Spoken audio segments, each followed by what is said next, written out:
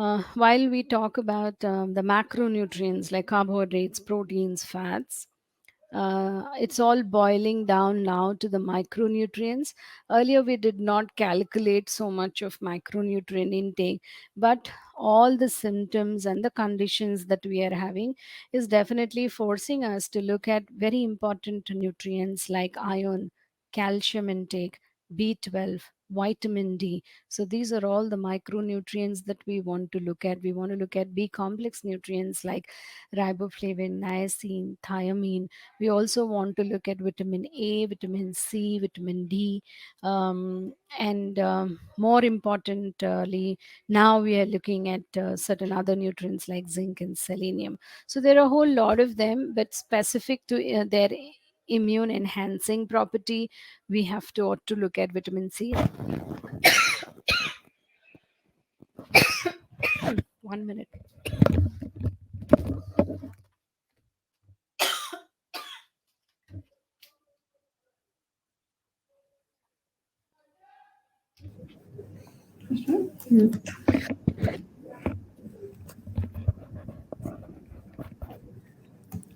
Sorry.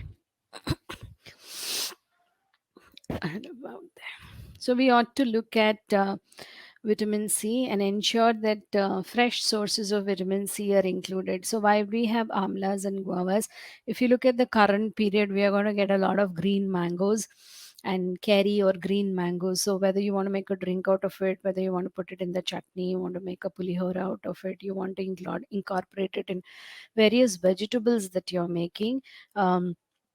Or you just want to make a mild pickle of that and include it in your daily diet, whichever way, try and include a lot of vitamin C in your daily diet. Vitamin A is something that we've heard a lot about it.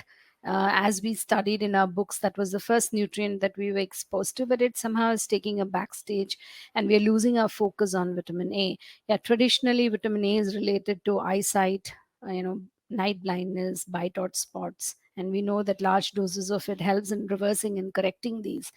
But we also need to remember that vitamin A plays a very important role in cell growth. So when we're talking about cell growth and immunity, we ought to talk about vitamin A and its properties, and therefore all orange colored fruits and vegetables should should be re-looked at. So whether it's the carrots, the mangoes, the watermelons, the tomatoes, you could assess a patient's intake and see whether they are including this in a daily diet. And if people particularly are not eating much fruits, they don't have greens in their diet, they could very well be susceptible to vitamin A deficiency. So this is one another nutrient in terms of the immunity that you would look at.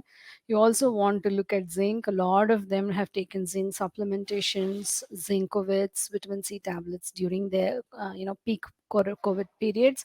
But we can get all the zinc that we want from pumpkin seeds. We can get that from oysters, like seafood particularly. Will the seafood which has crust on it. So you have the crabs and the crabs and the uh, shrimps which we eat in an Indian scenario. We don't eat much oysters, red meat, almonds, pumpkin seeds. So predominantly, I think if there is one thing that we must include, zinc is equal to nuts and seeds.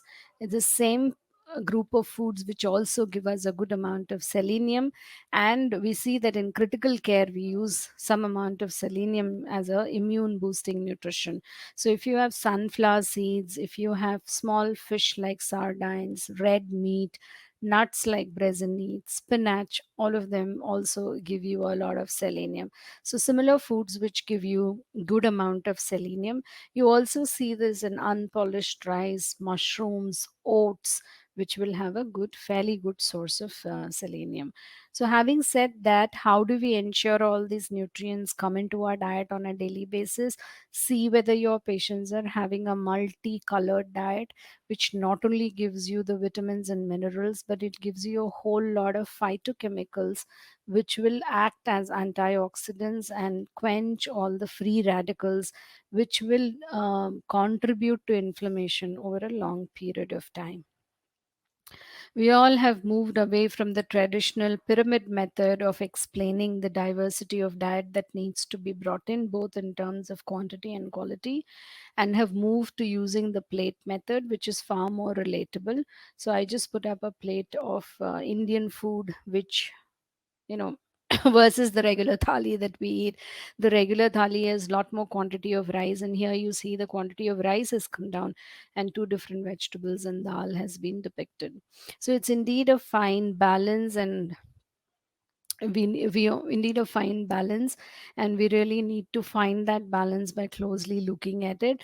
Another few quick pointers that I want to mention is include whatever physical activity you can do.